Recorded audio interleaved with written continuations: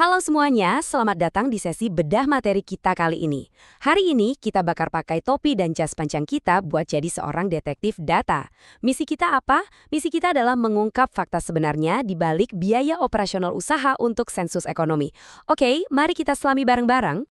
Kita mulai dari realita di lapangan nih.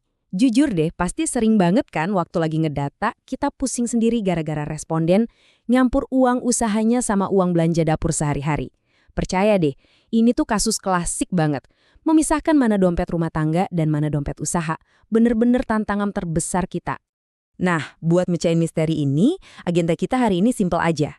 Kita bakal bahas konsep dasarnya, ngebedah kategori pengeluaran, ngelihat beberapa kasus khusus, ngelis apa aja yang bukan biaya operasional, dan pastinya membekali kalian dengan teknik probing rahasia. Langsung aja masuk ke bagian pertama. Apa sih sebenarnya konsep dasar dari pengeluaran usaha itu?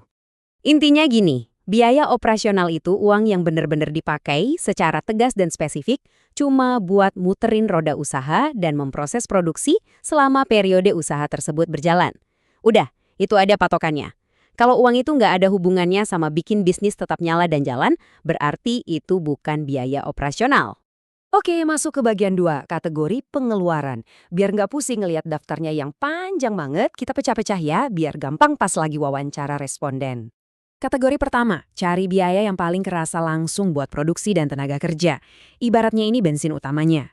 Mulai dari bahan baku, bahan penolong kayak kemasan, barang dagangan, sampai bahan habis pakai. Terus jangan lupa sama orang-orang yang bikin usahanya jalan. Kita catat gaji pegawai tetap, upah harian, tunjangan, sampai honorarium.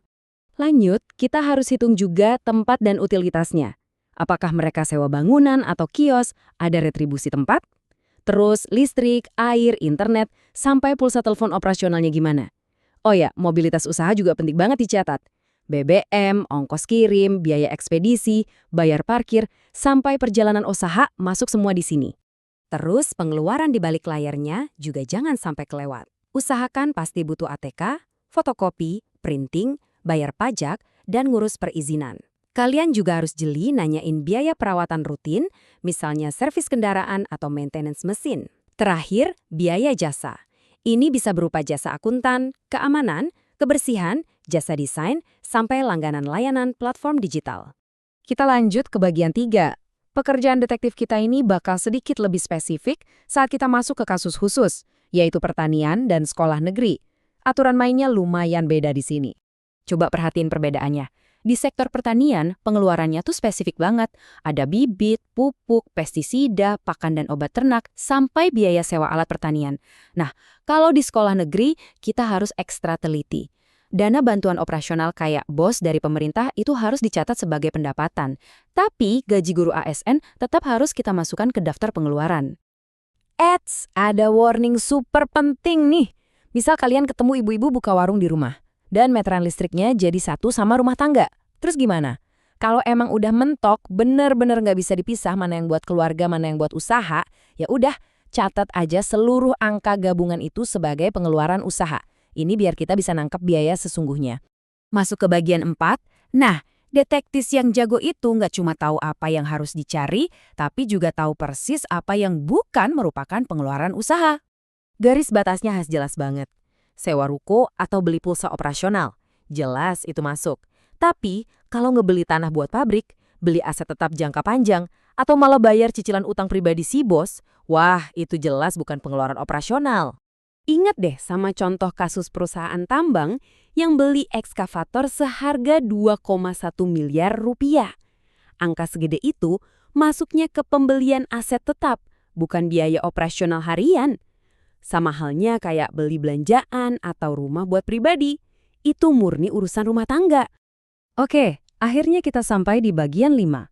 Tahu semua daftarnya bakal percuma kalau responden jawab yang ngambang kan? Jadi, mari kita bongkar rahasia teknik probing kita.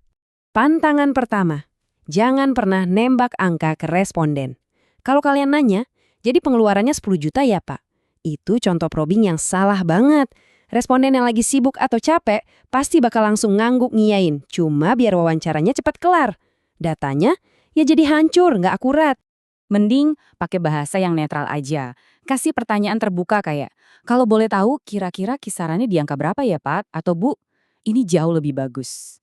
Kita ngasih ruang buat mereka mikir dan ngitung, jadi angka yang keluar itu benar-benar cerminan finansial usaha mereka. Terus gimana kalau jawabannya terlalu lumas? Kayak, oh saya cuma wirausaha biasa. Gampang. Pakai teknik chunking down. Kita pecah pelan-pelan. Tanya aja, wirausaha di bidang apa Pak? Produknya apa nih? Jualannya online atau buka toko fisik? Gali terus sampai semuanya jadi spesifik dan jelas. Semua jurus tadi sebenarnya kumpul jadi satu di metode KPK. Pertama, connect dulu buat ngebangun rasa nyaman dan percaya. Kedua, prop pakai bahasa netral dari yang umum pelan-pelan ke yang spesifik. Dan yang ketiga, konfirmasi. Selalu pastiin lagi periode biayanya dan kesesuaian data sebelum pindah ke pertanyaan lain, biar nggak ada yang miss. Jadi, pas kalian turun ke lapangan nanti, pegang teguh misi utama ini. Pisahin secara tegas mana pengeluaran rumah tangga, mana usaha, cari dengan jeli biaya-biaya rutin yang mungkin ngumpet, dan pastikan setiap data dicatat akurat sesuai aktivitas usahanya.